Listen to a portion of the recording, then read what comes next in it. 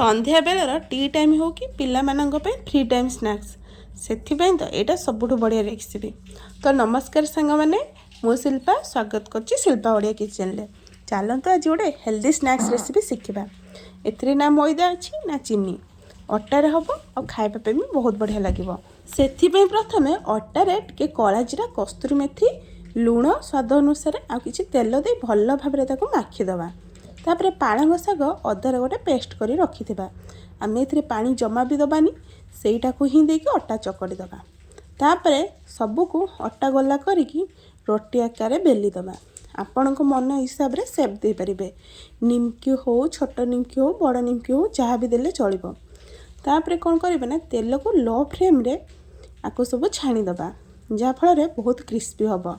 ଆଉ ଏଇଟା ନା ଆପଣ ମାସେରୁ 1.5 ମାସ ପର୍ଯ୍ୟନ୍ତ ଷ୍ଟୋର୍ କରି ରଖିପାରିବେ। ଆଉ ପିଲାମାନଙ୍କ ପାଇଁ ତ ବଢ଼ିଆ, ଖୁସିରେ ସେମାନେ ଖାଇଦେବେ। ନିଶ୍ଚିନ୍ତ এই ରେସିପିଟା ଟ୍ରାଏ କରିବେ।